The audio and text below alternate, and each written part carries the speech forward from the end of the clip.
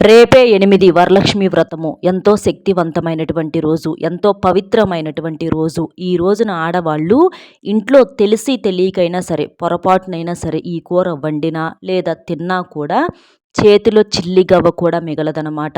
7 జన్మల దరిద్రం అనేది పట్టి పీడిస్తుంది. అప్పుల పాలైపోతారు, అష్ట కష్టాల పాలైపోతారు, ఆ తల్లి యొక్క ఆగ్రహానికి గురవుతారు. కాబట్టి ఇంట్లో ఆడవాళ్ళు అస్సలు ఈ కూర వండొద్దు. ఎందుకంటే ఈ శ్రావణ మాసంలో వచ్చేటటువంటి వరలక్ష్మి వ్రతం అనేది ఎంత శక్తివంతమైనదో అందరికీ తెలిసినటువంటిదే. మన హిందువుల సాంప్రదాయంలో ఆడవాళ్ళు ఈ వరలక్ష్మి వ్రతాన్ని ఎంతో బాగా జరుపుకుంటూ ఉంటారనమాట. ఈ రోజున నోములని, వ్రతాలని, పూజలని, దీపధూప నైవేద్యాలతో వరలక్ష్మి వ్రతాన్ని, లక్ష్మీదేవిని అంటే పూజిస్తూ ఉంటారనమాట. మామూలుగా ఏంటంటే మనం ఈ శ్రావణ మాసం అంటేనే ఎంతో పవిత్రమైనటువంటి మాసంగా కొలుచుకుంటూ ఉంటామన్నమాట.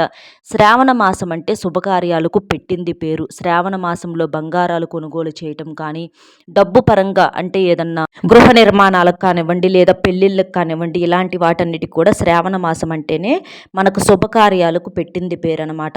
అందులో ఈ శ్రావణ మాసంలో వచ్చేటటువంటి ఈ వరలక్ష్మి వ్రతం ఏంటంటే మనకు కొన్ని వందల సంవత్సరాల క్రితం వచ్చిందండి. అంత శక్తితో కూడి మనకు మళ్ళీ ఇప్పుడు ఈ సంవత్సరం రావటం అనేది ఒక గొప్ప విశేషంగా చెప్పుకోవచ్చు అనమాట. కాబట్టి ఈ వరలక్ష్మి వ్రతాన్ని గనక ఏ ఇంటి ఇల్లాలైతే చేస్తుందో ఇక ఆ ఇంట్లో లక్ష్మీదేవి తిష్ట వేసుకొని మరీ కూర్చుంటుందన్నమాట. మీకున్నటువంటి సమస్త బాధలు, సమస్త కష్టాలు, అప్పుల బాధలు అవ్వచ్చు, ఆర్థిక సమస్యలు, అనారోగ్య సమస్యలు అన్నీ కూడా తొలగిపోయి మీరు మట్టిని పట్టుకున్నా కూడా బంగారం అవుతుందన్నమాట. ఎందుకంటే సాక్షాత్తు పార్వతీదేవే ఈ వ్రతాన్ని ఆచరించి తనకున్నటువంటి కష్టాలన్నింటినీ కూడా తీసేసుకుందనమాట. అంటే పార్వతీదేవి కష్టాల్లో ఉన్నప్పుడు శివుణ్ణి ఏ వ్రతం చేస్తే నా కష్టాలు తీరుతాయ్యా స్వామి అని చెప్పేసి అడిగినప్పుడు సాక్షాత్తు పరమేశ్వరుడే ఈ యొక్క వరలక్ష్మి వ్రతాన్ని చేసుకొని నీ యొక్క సమస్యల నుంచి బయటపడి నీ యొక్క కోరికలన్నీ తీర్చుకో అని చెప్పేసి పార్వతీదేవికి సెలవిచ్చినటువంటి అంటే అంత గొప్ప వ్రతం ఈ వరలక్ష్మి వ్రతం అన్నమాట. కాబట్టి దేవతలే చేసినటువంటి ఈ శక్తివంతమైన వరలక్ష్మి వ్రతాన్ని ఏ ఇంటి ఇల్లాలు అయితే నియమనిష్టలతో చక్కగా అంటే పూజలు చేసుకుంటారో వారి ఇంట ఇక సిరుల సంపదే, ధనధాన్యాలకు, అష్టైశ్వర్యాలకు తిరుగు అనేది ఉండదనమాట. మరి ఎంత నియమనిష్టలతోటి ఇలాంటి చేసుకున్నప్పుడు ఆడవారు ఏంటంటే తెలిసి తెలియక చిన్న పొరపాటు ఎక్కువగా కూడా కూరల్లో చేస్తూ ఉంటారనమాట. అంటే పండగ వాతావరణం అనేటప్పటికి వెంటనే వాళ్ళేంటంటే తెల్లవారుజామున అంటే ఇంటిని వాకిలిని శుద్ధి చేసుకొని చక్కగా తలస్నానాలు, స్నాన కార్యక్రమాలు పూర్తి చేసుకొని ఏంటంటే వంటగదిలోకి వెళ్ళి వంటలు మొదలు పెడుతూ ఉంటారనమాట. ఆ తెలిసి తెలియక ఆతురతలో ఏంటంటే మరి అంటే వంటలంటే నాన్ వెజ్ తినకూడదన్న విషయం అందరికీ తెలిసిందే. కానీ వెజ్ అంటే కూరగాయల్లో కూడా కొన్ని కొన్ని తినకూడదు, కొన్ని కొన్ని తిథుల ప్రకారం అని చెప్పేసి మనకు శాస్త్రాల్లో చెప్పడం అనేది జరిగింది. అలా చేస్తే ఏంటంటే ఆ ఇంట భార్యాభర్తల మధ్య గొడవలు, డబ్బుపరమైన సమస్యలు ఇలాంటివి వస్తూ ఉంటాయి అన్నమాట. అంటే తెలీదు, వాళ్ళకి ఊహకు కూడా అందదనమాట. నాన్ వెజ్ తినకూడదు, వెజ్ ఏదైనా తినొచ్చు అన్న ఉద్దేశంలోనే ఉంటారు. కానీ కూరగాయల్లో కూడా కొన్ని రకాలనేవి తినకూడదు. కాబట్టి అలాంటివి పొరపాటును కూడా మీరు చేసినా అంటే అలా బయట తిన్నా లేదా ఇంట్లో వండినా తిన్నా కూడా మీకు తప్పు అంటే నిప్పును తెలిసి పట్టుకున్న తెలియక పట్టుకున్న కాలుతుంది కదండి. అలాగే మీరు తెలిసి వండినా తెలియక వండినా కూడా మీకేంటంటే ఆ పాపము ఎఫెక్ట్ అనేది తగిలిద్ది అనమాట. ఎందుకంటే అవే మనకేంటంటే బాధలుగా వెంటాడి వేధిస్తూ ఉంటాయి అన్నమాట. ఆ ఇంట ఏంటంటే మనశ్శాంతి అనేది కరువైపోతుంది. అశాంతి, ఆరోగ్యం లేకపోవటము, అనారోగ్యము ఇలాంటివన్నీ కూడా భార్యాభర్తల మధ్య గొడవలు, నరదిష్టి ఇలాంటివన్నీ కూడా పట్టి పీడిస్తూ ఉంటాయి అన్నమాట.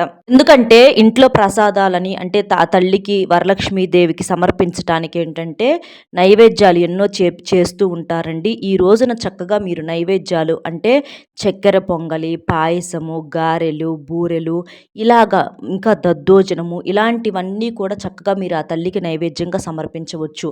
ఈ రోజున ఎట్టి పరిస్థితుల్లో కూడా నాన్ వెజ్ అనేదాన్ని ఇంట్లోకి తీసుకొచ్చుకోకూడదు, తెచ్చుకోకూడదు, వండకూడదు, తినకూడదు. ఏ రూపంలో కూడా ఇంట్లోనే కాదండి బయట కూడా తినకూడదు. బయట కూడా అంటే చికెన్ పకోడీ రూపంలో కానీ లేదా చికెన్ 65 లేదా నాన్ వెజ్ లెగ్ పీసులని అని చెప్పి చికెన్ పకోడీ, బిర్యానీ ఇలా చాలా రకాలుగా ఏంటంటే ఏదో ఒక రూపంలో నాన్ వెజ్ ప్రియులు చాలామంది ఉంటారు. వాళ్ళు ఒక్క రోజు కూడా తినకుండా ఉండాలంటే చాలా కష్టంగా ఉంటుందన్నమాట వాళ్ళకి. అంటే ముక్క లేనిదే ముద్ద దిగదు అంటారు కదా! అలాంటి వారు కొంతమంది ఉంటారు. ముఖ్యంగా ఏంటంటే ఇలాంటి రోజుల్లో ఇంకా వాటి మీద పీకుతా ఉంటదనమాట. అలాంటివి కంట్రోల్ చేసుకోలేక అలా తెలిసి తెలియక ఏముందిలే అని చెప్పేసేసి కొంతమంది తినొచ్చు.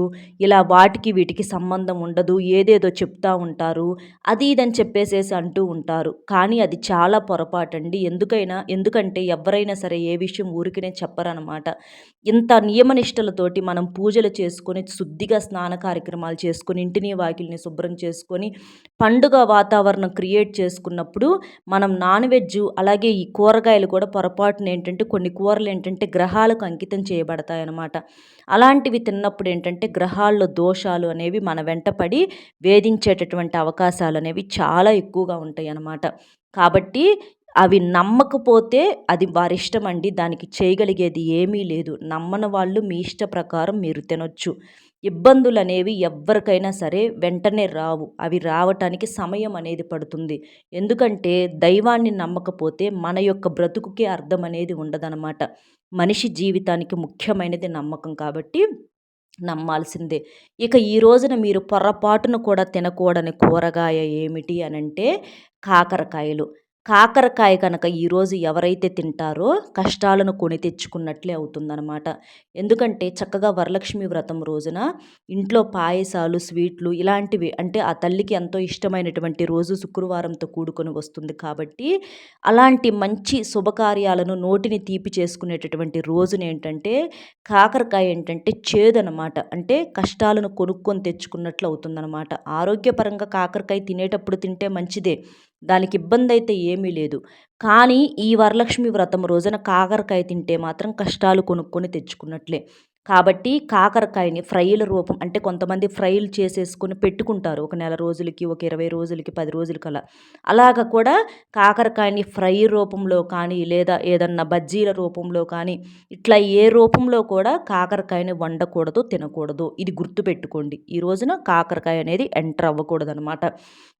ఇక కోడిగుడ్డును చాలామంది శాకాహారంగా భావిస్తూ ఉంటారనమాట. కోడిగుడ్డు అనేది శాకాహారం కాదండి. చాలామంది అంటే డాక్టర్లు కూడా చెప్పటం వల్ల శాకాహారం, శాకాహారం అని చెప్పేసి అంటూ ఉంటారు. కానీ కోడిగుడ్డు శాకాహారం కాదు. కోడి పెడితేనే గుడ్డు వస్తుంది. చెట్టుకు కాయటం లేదు కాబట్టి అది మాంసాహారమే. ఇంకా ఈ రోజున గుమ్మడికాయను కూడా ఎట్టి పరిస్థితుల్లో తినకూడదు. గుమ్మడికాయ అనేది కూడా మనకిలాంటి ప్రత్యేకమైన తిథుల్లో గ్రహాలకు అంకితం చేయబడుతుంది కాబట్టి గుమ్మడికాయ తినకూడదు. అలాగే ఈ వంకాయలు కూడా ఈ రోజున ఎట్టి పరిస్థితుల్లో కూడా తినకూడదనమాట. వంకాయలు తినటం వలన కూడా కొన్ని రకాలైనటువంటి కష్టాలు ఎదురయ్యేటటువంటి సమస్య అనేది ఉంటుందన్నమాట. ఇంకా ఈ నాన్ వెజ్ అనమాట. అంటే ఈ రోజునొచ్చేటప్పటికి తినకూడని కూరలు ఏమిటి అనంటే కాకరకాయ, గుమ్మడికాయ, నాన్ వెజ్జు, అలాగే కోడిగుడ్లు, వంకాయలు. అంటే నాన్ వెజ్ వచ్చి కూడా అంటే చికెను, మటను, ఫిష్షు, రొయ్యలు, పీతలు, నత్తలు ఇలా చాలా రకాలుగా ఉంటాయండి. కోడిగుడ్డుతో సహా ఏవి కూడా నాన్ వెజ్ తినకూడదు. కూరగాయలు వచ్చేటప్పటికి ఇవి తినకూడదనమాట. ఈ కాకరకాయ తింటే మాత్రం కష్టాలు కొనుక్కున్నట్లే. వంకాయలు కూడా తినకూడదు. ఇలా ఇక్కడ మనం చెప్పినట్లుగా మీరు ఇంతవరకు ఇవి తినకుండా ఉంటే మాత్రం మీ జీవితంలో మీకు ముఖ్యంగా జీవితం సంగతి తర్వాత అండి, మనకి ఈ వరలక్ష్మి వ్రతం రోజున మీరు చేసేటటువంటి పూజలకు, పరిహారాలకు, అలాగే వ్రతాలకు, ఉపవాసాలకు ఒక మంచి ఫలితం అనేది కలుగుతుందన్నమాట. ఈ జన్మలోనే కాదండి 7 జన్మలకు కూడా మీరు ఈ కూరల పొరపాటును తిన్నా కూడా దరిద్రం అనేది పట్టి పీడిస్తుంది. వీటిని గనక పక్కన పెట్టేసేసి ఇక మీరు మామూలుగా మిగిలినవన్నీ చేసుకోగలిగితే మాత్రం మీరు చేసే పూజకు 100 రెట్ల ఫలితము, 100 రెట్ల పుణ్యం అనేది కలుగుతుందన్నమాట. ఎందుకంటే ఎప్పుడైనా అంటే ఇదివరకు ఎప్పుడో జరిగేవంటారండి. ఇప్పుడేంటంటే ఏదైనా సరే ఇప్పటికిప్పుడే వెంటనే చూపిస్తుంది. అది మంచి అవ్వచ్చు, చెడు అవ్వచ్చు. మన వల్ల ఒక మనిషి బాగుపడ్డా ఆ పుణ్యము ఇప్పుడే అనుభవిస్తున్నాము. లేదా మన మాట వల్ల కానీ, మన వల్ల కానీ ఎదుటి మనిషి ఇబ్బంది పడ్డా ఆ పాపం కూడా ఇప్పుడే అనుభవిస్తున్నాము. దేవుడేంటంటే ఎప్పటి లెక్కలు అప్పుడు తేల్చుకుంటున్నాడు ఈ రోజుల్లో. కాబట్టి ఇలాంటివనేది తెలిసినా కూడా అంటే తెలిసి కూడా ఏముందిలే అని చెప్పేసేసి అనుకుంటే అది వారి ఇష్టం మీద ఆధారపడి ఉంటుంది. కాబట్టి నమ్మకం ఉన్నవాళ్ళు ఖచ్చితంగా ఇలా చేయండి. ఇలా చేయటం వల్ల మీకు బాగా కలిసి వస్తుంది. ఇక మీరు మిగిలినవన్నీ తినొచ్చండి. చక్కగా ప్రసాదాలు, నైవేద్యాలు, గారెలు, బూరెలు, పులిహార, పొంగలి, పాయసము అలాగే దద్దోజనము ఇలాంటివి పెరుగన్నం, వడలు ఇలాంటివన్నీ కూడా చక్కగా చేసుకొని తినండి. పిల్లలకి పెట్టండి. ఇలా చేయటం వలన ఆరోగ్యము, ఐశ్వర్యము ఇవన్నీ కూడా మీ సొంతమవుతాయన్నమాట. అలాగే ఇంటి ఇల్లాలు కూడా మహాలక్ష్మితో సమానమనమాట. ఇంటి ఇల్లాలు కూడా చక్కగా శుభ్రంగా ఇంటిని శుభ్రం చేసుకోవాలి. ఇంట్లో తప్పకుండా దీపారాధన చేసుకోవాలి. అంటే వ్రతాలు చేసే శక్తి, టైం అనేవి కొంతమందికి ఉండవు. అలాంటి వారు ఇంట్లో కనీసం దీపమైన వెలిగించుకునే ప్రయత్నం చేయండి. నలుపు రంగు బట్టలు పొరపాటును కూడా ధరించకూడదు. ఈ రోజున ఏంటంటే చక్కగా పసుపు రంగు బట్టలు కానీ ఆకుపచ్చ రంగులో ఉండేటటువంటి బట్టలు ఇలాంటివి వేసుకోవాలన్నమాట. అలాగే ఏంటంటే చక్కగా ముత్తైదువులు ఏంటంటే అంటే వాయినాలు ఇస్తూ ఉంటారు. ఇది నలుగురు ముత్తైదువులకు భోజనం పెట్టటము, వాయినాలు ఇవ్వటము అంటే తాంబూలాలు ఇవ్వటం వలన మీకు ఎంతో పుణ్య ఫలితం కలుగుతుంది.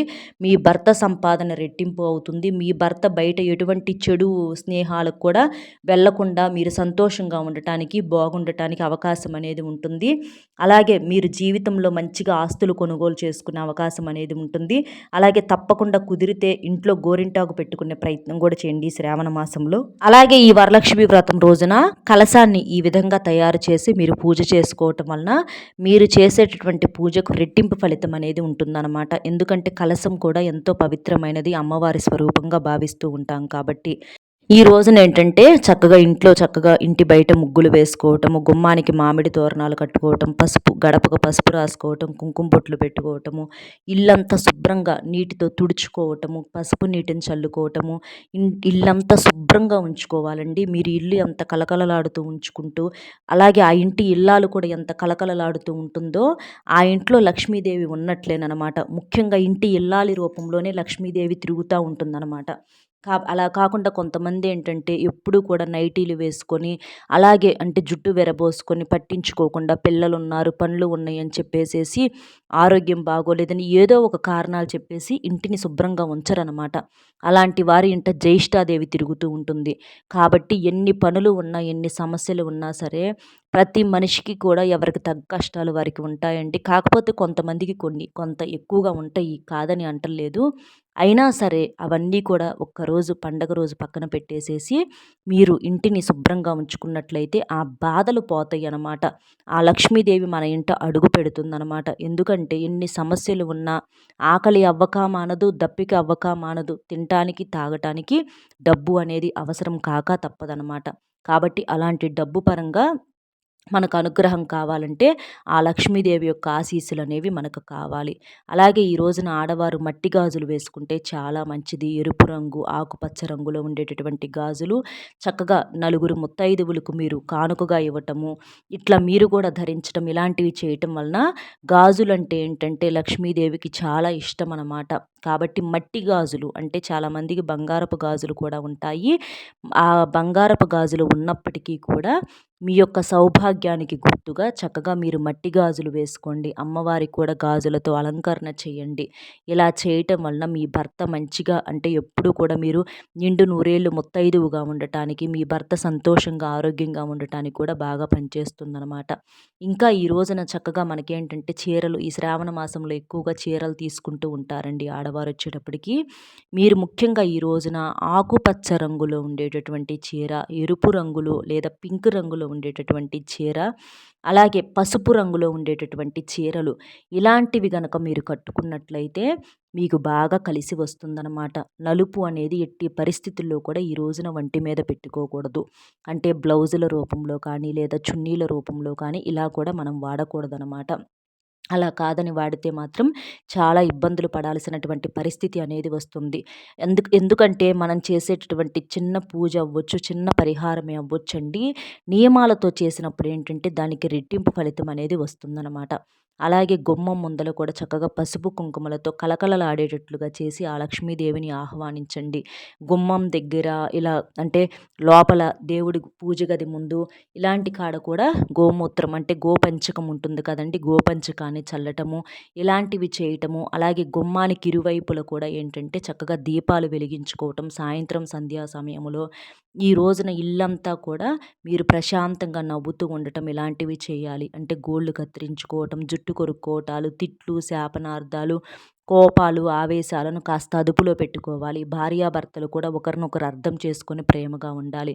ఇలాంటివన్నీ చేయటం వలన కూడా ఆ ఇంట్లో లక్ష్మీదేవి తిరుగుతుందనమాట. లక్ష్మీదేవి అంటే ఎప్పుడైనా సరే సంతోషం అనేది ఒక డబ్బు రూపంలోనే కాదండి, ప్రేమల రూపంలో, అనురాగాల రూపంలో, ఆప్యాయతల రూపంలో, అలాగే మనకేంటంటే ఇంకా మనశ్శాంతి ఇలాంటివన్నీ కూడా నిజమైనటువంటి సంపదలనమాట. ఇంకా చాలామంది బంగారాలు కూడా కొనుక్కుందామని ఆడవారు కొనుక్కోలేక ఆశపడుతూ ఉంటారనమాట. అలాంటి వారికి కూడా చక్కగా వరలక్ష్మి వ్రతం గనక మీరు చేసుకున్నట్లయితే మీరు తప్పకుండా ఈ శ్రావణ మాసంలోనే ఏదైనా ఒక చిన్న వస్తువైనా సరే మీరు బంగారాన్ని కొనుగోలు చేసుకునే అవకాశం అనేది ఉంటుందన్నమాట. ఆ బంగారు నగ రూపంలో ఆ లక్ష్మీదేవి తప్పకుండా మీ ఇంట్లో అడుగు పెడుతుందన్నమాట.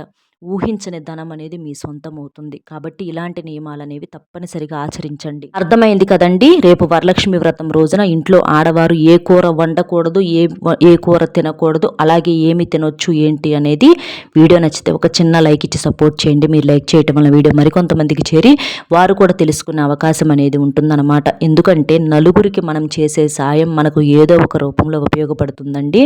కాబట్టి ఒక్క లైక్ ఇచ్చి మీకు తెలిసిన మిత్రులకు కూడా షేర్ చేస్తే హెల్ప్ అవుతుంది.